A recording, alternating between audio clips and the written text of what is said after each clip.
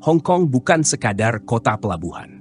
Ia adalah panggung sejarah, tempat lahirnya konflik, kolaborasi, dan perjuangan antara kekuasaan kolonial dan identitas lokal. Dari zaman dinasti hingga perjanjian internasional, dari penjajahan hingga protes modern, inilah kisah panjang Hong Kong. Sebelum menjadi kota global seperti sekarang, wilayah Hong Kong adalah daerah terpencil yang terdiri dari desa nelayan kecil dan ladang pertanian. Sejak zaman dinasti Qin pada abad ketiga sebelum Masehi, wilayah ini sudah dihuni oleh kelompok etnis Yue. Selama berabad-abad, daerah ini menjadi bagian dari kekuasaan Kekaisaran Tiongkok, termasuk dinasti Tang dan dinasti Song. Namun karena lokasinya yang cukup jauh dari pusat kekuasaan, Hong Kong lebih dikenal sebagai daerah pelabuhan kecil, bukan sebagai kota penting dalam politik kekaisaran. Perang Candu dan penjajahan Inggris abad ke-19. Segalanya berubah drastis pada awal abad ke-19. Inggris yang saat itu memiliki kekuasaan kolonial luas di Asia tertarik pada Tiongkok karena teh, sutra, dan porselen. Namun Tiongkok membatasi perdagangan dan hanya menerima perak sebagai alat tukar. Untuk mengatasi defisit, Inggris menyelundupkan candu dari India ke Tiongkok.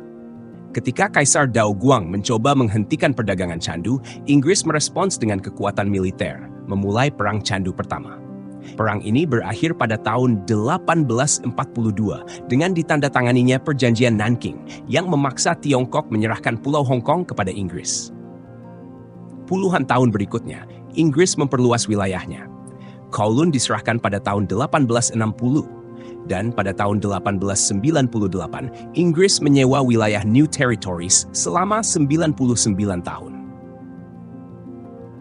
Pada awal abad ke-20, Hong Kong tumbuh menjadi pusat perdagangan dan pelabuhan utama. Koloni ini menarik para pedagang, buruh, dan imigran dari seluruh Asia, terutama dari Tiongkok daratan yang mengalami pergolakan politik dan perang sipil. Pemerintah kolonial Inggris membangun infrastruktur modern, sekolah, sistem hukum, dan pelabuhan kelas dunia.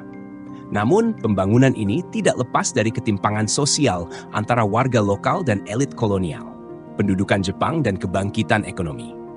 Pada tanggal 25 Desember 1941, selama Perang Dunia Kedua, Hong Kong jatuh ke tangan Jepang dan mengalami pendudukan brutal selama 3 tahun 8 bulan. Rakyat menderita kekurangan makanan, kekerasan, dan represi. Setelah Jepang menyerah pada tahun 1945, Inggris kembali memerintah. Meskipun awalnya dilanda kemiskinan dan keterbatasan, Hong Kong segera bangkit.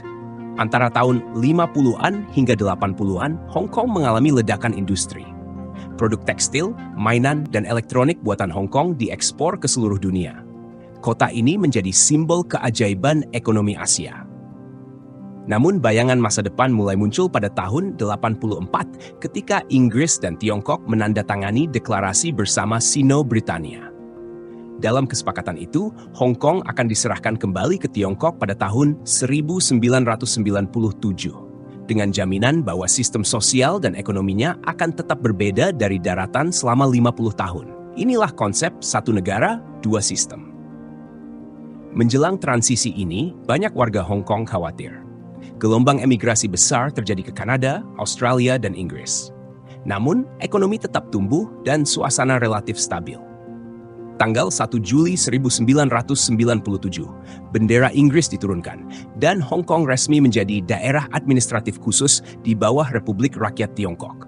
Pada awalnya, kehidupan berjalan relatif normal. Sistem hukum, kebebasan pers, dan ekonomi pasar tetap dipertahankan. Namun, perlahan-lahan ketegangan muncul. Campur tangan Beijing semakin terasa dan ketakutan warga akan hilangnya kebebasan meningkat. Pada tahun 2014, gerakan Occupy Central atau Umbrella Movement menuntut demokrasi yang lebih luas. Meski tidak berhasil mengubah sistem, gerakan ini menunjukkan identitas unik warga Hong Kong yang ingin mempertahankan otonomi dan kebebasan. Puncaknya terjadi pada tahun 2019. Ketika jutaan warga turun ke jalan menolak RUU ekstradisi yang dianggap mengancam sistem hukum Hong Kong. Protes itu berujung bentrokan, pemogokan massal, dan sorotan global. Pemerintah Tiongkok merespons dengan memberlakukan Undang-Undang Keamanan Nasional pada tahun 2020 yang menurut banyak pihak mengakhiri kebebasan sipil Hong Kong secara de facto. Kini, Hong Kong adalah kota yang terus bergerak maju. Ia tetap menjadi pusat keuangan global, dengan pelabuhan tersibuk dan universitas terbaik di Asia. Namun, bayangan masa depan masih samar. Dengan prinsip satu negara, dua sistem yang dijadwalkan berakhir pada tahun 2047. Pertanyaan besar masih menggantung. Apakah Hong Kong akan tetap berbeda? Atau apakah ia akan menjadi bagian penuh dari sistem daratan Tiongkok? Sejarah Hong Kong bukan hanya tentang siapa yang memerintah, tapi tentang bagaimana rakyatnya terus berjuang mempertahankan jati diri di tengah dunia yang berubah begitu cepat. Hong Kong bukan hanya sebuah tempat, ia adalah simbol perjuangan, identitas, dan harapan.